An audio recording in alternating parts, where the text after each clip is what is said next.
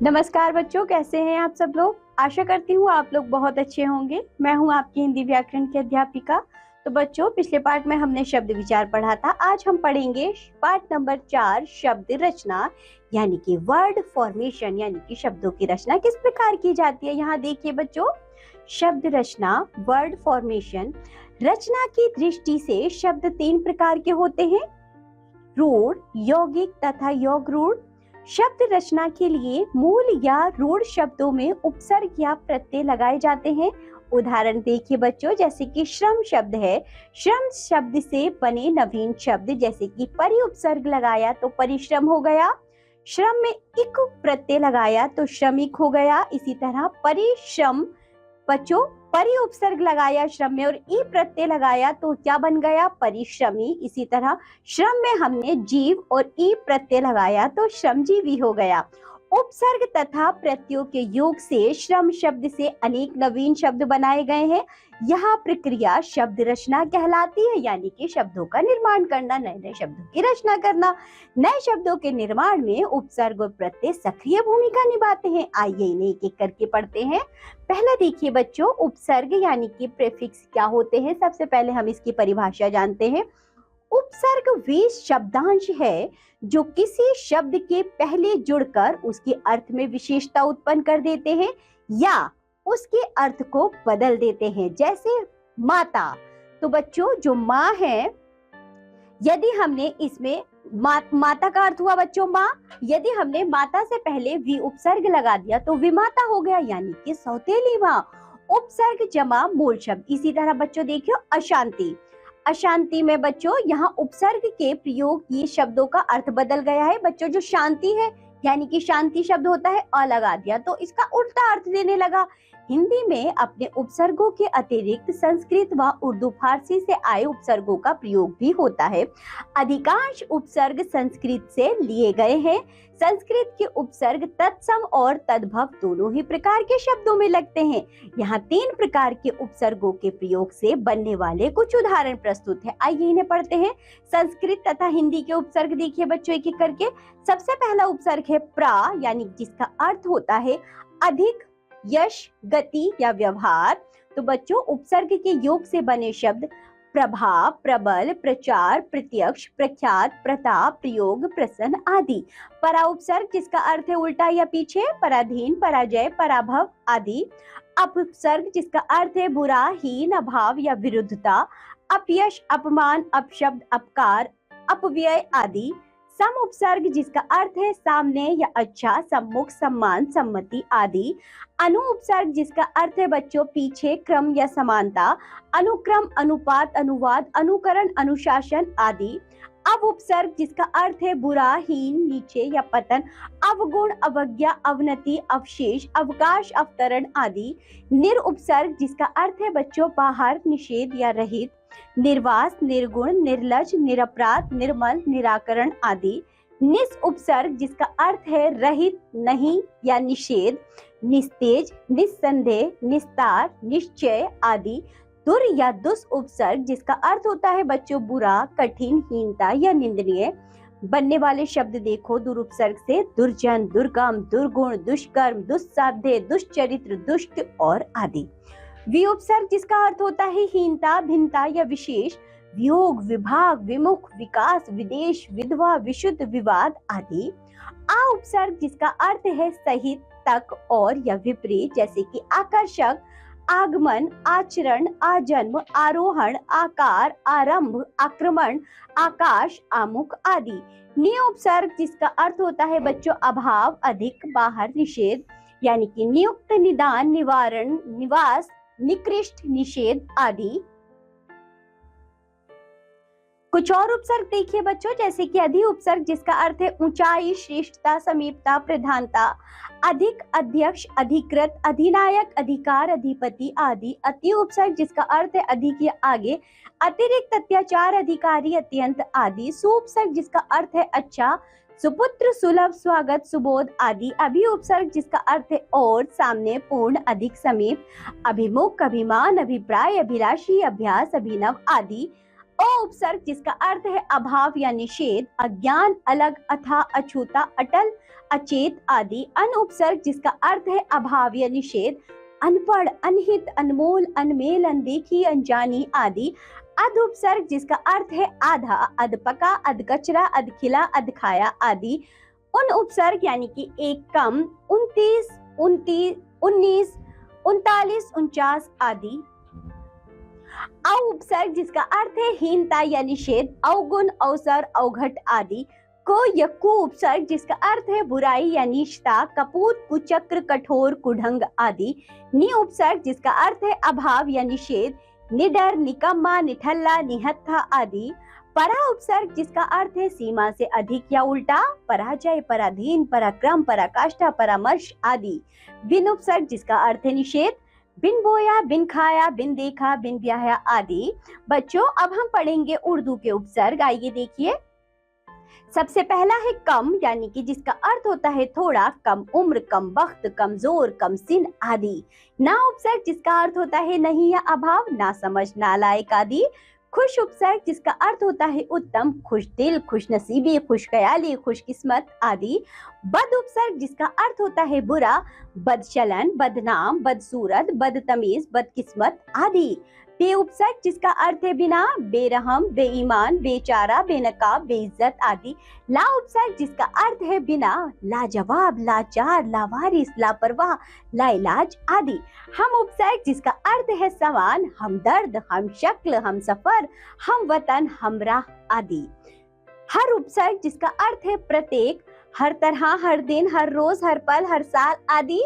गैर उपसर्ग जिसका अर्थ है निषेध, गैर हाजिर, गैर कानूनी, गैर मुमकिन, गैर वाजिब आदि। बर उपसर्ग जिसका अर्थ है ऊपर, बर्दाश्त, बर्खास्त आदि।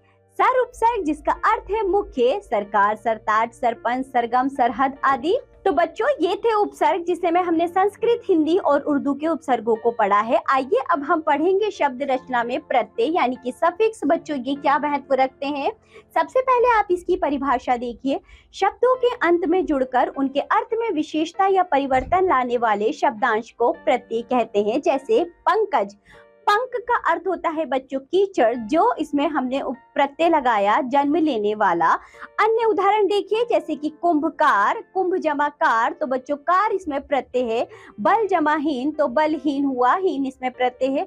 उपरोक्त शब्दों में प्रत्यय कार और हीन लगने से उनके अर्थ में परिवर्तन हो गया है। आइए पढ़ते हैं बच्चों प्रत्यय के भेद। यहाँ देखिए सभी बच्चे, प्रत्यय के भेद, काइंड्स ऑफ सफिक्स। प्रत्यय के दो भेद हैं, कृत प्रत्यय यानी कि प्राइमरी सफिक्स, तद्धित प्रत्यय यानी कि नॉमिनल सफिक्स। पहला देखो बच्चों, कृत प्रत्यय क्या होते हैं? क्रिया के धातु रूप के अंत में जुड़कर जो प्रत्यय संज्ञा या विशेषण बनाते हैं वे कृत प्रत्यय कहलाते हैं। जैसे पढ़ जमा आई, पढ़ाई, लिख जमा आई, लिखाई, चल जमा ना, चलना, गिर जमा ना, गिरना। कृत प्रत्यय लगाने से बनने वाले शब्दों को कृदंत कहते हैं। कृत प्रत्यय के 5 भेद होते हैं। आइए इन्हें एक एक करके पढ़ेंगे। पहला देखिए, कृत्रिवाचक कृत प्रत्यय, कर्ता का बोध कराने वाले प्रत्येक कृत्रिवाचक कृत प्रत्यय कहलाते हैं। जैसे बच्चों प्रत्यय है वाला, यानी कि रख धातु में हमने वाला जोड़ा तो रख वाला, हार प्रत्यय पालन धातु में जोड़ा तो पालनहारा, एरा प्रत्यय लूट धातु में जोड़ा तो लुटेरा, आड़ी प्रत्यय खेल धातु में जोड़ा तो खिलाड़ी। अब दूसरा देखिए बच्चों, कर्मवाचक कृत प्रत्यय, कर्म का बोध कराने वाले प्रत्यय कर्मवाचक कृत प्रत्यय कहलाते हैं। जैसे कि बच्चों पढ़ में ना प्रत्यय जोड़ेंगे पढ़ना, बिछ में औना प्रत्यय जोड़ेंगे तो बिछौना। आगे देखो बच्चों, करणवाचक कृत प्रत्यय, करण अर्थात साधन का बोध कराने वाले प्रत्यय करणवाचक कृत प्रत्यय कहलाते हैं। जैसे खास और फांस में हमने ई प्रत्यय जोड़ा तो खांसी और फांसी, बंद और बेल में हमने ना प्रत्यय जोड़ा तो बंधन और बेलन, ऊद प्रत्यय हमने झाड़ और आड़ में जोड़ा तो झाड़ू और आड़ू, नी प्रत्यय हमने मथ और चट में जोड़ा तो मथनी और चटनी। आगे देखो बच्चों, भाववाचक कृत प्रत्यय, क्रिया के भाव या व्यापार का बोध कराने वाले प्रत्यय भाववाचक कृत प्रत्यय कहलाते हैं। जैसे कि बच्चों पढ़ लिख चढ़ में हमने आई प्रत्यय जोड़ा, पढ़ाई लिखाई चढ़ाई, आव प्रत्यय बह और चढ़ में जोड़ा तो बहाव और चढ़ाव। क्रियार्थक कृत प्रत्यय देखो बच्चों, क्रिया विशेषण, संज्ञा, अव्यय या विशेष प्रकार के क्रिया शब्दों का बोध कराने वाले प्रत्यय क्रियार्थक कृत प्रत्यय कहलाते हैं। जैसे आ प्रत्यय भूल में आ जोड़ा भूला, भूख में आ जोड़ा भूखा, सूख में आ जोड़ा तो सूखा। इसी तरह बच्चों ता प्रत्यय खा में जोड़ा तो खाता, लिख में जोड़ा तो लिखता, भाग में जोड़ा तो भाता। आगे बढ़ते हैं। अब देखिए बच्चों, कृत प्रत्यय के कुछ अन्य उदाहरण जैसे कि अक प्रत्यय गायक, नायक, चालक, पालक आदि। आन प्रत्यय से बनने वाले शब्द उड़ान, मिलान, लगान, उठान, उफान आदि। औना प्रत्यय बिछौना, खिलौना आदि। ली प्रत्यय से गर्दनी, ओढ़नी, धौकनी, छन्नी आदि। ती प्रत्यय से बनने वाले शब्द गिनती, बढ़ती, धरती, भरती, भक्ति आदि। आवट प्रत्यय से लिखावट, बनावट, सजावट आदि। वाला प्रत्यय से बनने वाले शब्द रोने वाला, मिलने वाला, जाने वाला आदि। ता प्रत्यय से बनने वाले शब्द डूबता, चलता, रोता, बढ़ता आदि। ते प्रत्यय से जैसे कि हंसते, हंसते, खेलते, खेलते, जाते, जाते, खाते, खाते आदि। आ प्रत्यय से जागा, बैठा, भूला, बिसरा आदि। तो बच्चों ये थे कृत प्रत्यय जिन्हें हमने पढ़ा। अब हम पढ़ेंगे प्रत्यय का दूसरा भेद जिसका नाम है तद्धित प्रत्यय। जिन प्रत्ययों को संज्ञा, सर्वनाम, विशेषण के अंत में लगाने से नए शब्द बनते हैं वे तद्धित प्रत्यय कहलाते हैं। जैसे पाठ जमा क पाठक, मीठा जमा आस मिठास, चाचा जमा एरा चचेरा, मारुत जमा ई मारुति। तद्धित प्रत्यय के कुछ अन्य उदाहरण जैसे कि आई चतुराई, बुराई, ठकुराई आदि। आहट खबराहट, चिकनाहट, गर्माहट आदि। ई बंगाली, गुजराती, लखनवी, देहलवी आदि। एरा प्रत्यय चचेरा, ममेरा, भुपेरा, मोसेरा, सपेरा, ठटेरा, चितेरा आदि। इक प्रत्यय धार्मिक, ऐतिहासिक, पौराणिक, नैतिक, आर्थिक आदि। हारा प्रत्यय लकड़हारा, सर्वहारा आदि। इया प्रत्यय दुखिया, सुखिया, रसोईया, आड़तिया आदि। आस प्रत्यय मिठास, खटास, भड़ास आदि। पन प्रत्यय बालकपन, बचपन, लड़कपन आदि। वाला प्रत्यय घर वाला, इक्के वाला, रोटी वाला आदि। सरा प्रत्यय दूसरा, तीसरा आदि। कार प्रत्यय पत्रकार, कलाकार, साहित्यकार आदि। गर प्रत्यय जादूगर, सौदागर आदि। री प्रत्यय बांसुरी, छतरी, कोठरी आदि। ला प्रत्यय दुखड़ा, मुखड़ा, बछड़ा आदि। ईला प्रत्यय रसीला, गर्वीला, चमकीला, बर्फीला आदि। ऊ प्रत्यय पेटू, मोटू आदि। ए प्रत्यय सड़कें, बोतलें, पुस्तकें, नहरें, कन्याएं आदि। आना प्रत्यय यानी मेहनताना, सालाना, शुक्राना आदि। दार प्रत्यय जमींदार, मालदार, देनदार, कर्जदार, समझदार आदि। इन प्रत्यय मालिन, धोबिन, सुनारिन, लुहारिन आदि। आ प्रत्यय बाला, वृद्धा, प्रिया, शिष्या आदि। इमा प्रत्यय महिमा, अरुणिमा, लालिमा आदि। वा प्रत्यय पांचवा, सातवां, 10वां, 12वां आदि। था प्रत्यय चौथा।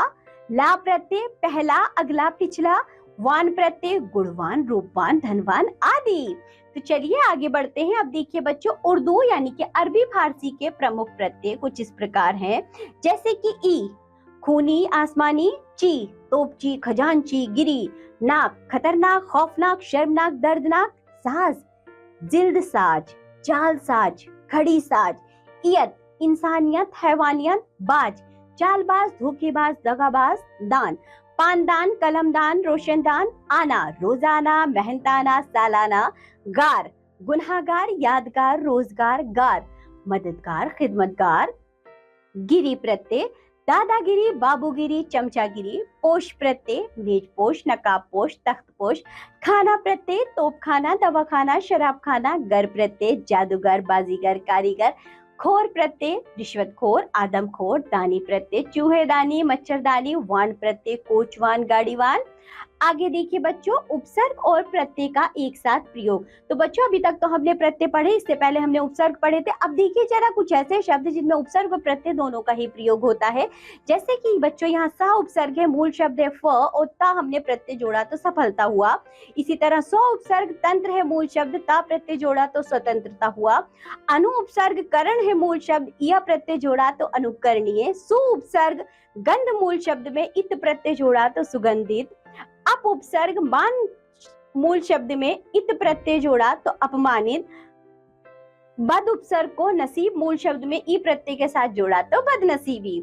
अब देखिए बच्चों, दो प्रत्ययों का एक साथ प्रयोग जैसे कि भन में आवट जमा ई, दो प्रत्यय जोड़े तो हुआ बनावटी। भूत मूल शब्द में इक जमा ता दो प्रत्यय जोड़े तो हुआ भौतिकता। बच्चा में पन जमा आ दो प्रत्यय जोड़े तो बचपना हुआ। राष्ट्र में ये जमा ता दो प्रत्यय जोड़े तो बच्चों राष्ट्रीयता हुआ। तो बच्चों कुछ शब्द ऐसे भी होते हैं जिसमें उपसर्ग और प्रत्यय दोनों जोड़कर बनाए जाते हैं। कुछ शब्दों का निर्माण बच्चों दो प्रत्ययों को जोड़कर भी किया जाता है। तो आज का पाठ होता है यहाँ समाप्त। आज हमने पढ़े बच्चों शब्द रचना, जिसमें हमने जाना किस प्रकार से उपसर्ग और प्रत्यय से शब्दों का निर्माण किया जाता है। हमने संस्कृत, उर्दू और हिंदी के उपसर्गों को भी पढ़ा और हमने ये भी जाना बच्चों जो प्रत्यय होते हैं वे तद्धित और कृत प्रत्यय होते हैं, उनके भेदों को भी पढ़ा। और साथ ही साथ हमने ये भी जाना बच्चों जो प्रत्यय होते हैं वे दो प्रत्यय एक साथ जुड़ने पर भी शब्दों का निर्माण करते हैं। और प्रत्यय में बच्चों मूल शब्द में प्रत्यय और शब्द जुड़कर भी शब्दों का निर्माण होता है। तो चलिए आज जो भी पढ़ाया गया है आप लोग उसका अच्छे से अभ्यास करिए। इस वीडियो को दोबारा से देखिए। अब हम मिलेंगे आपसे अगली कक्षा में, तब तक के लिए बाय बच्चों।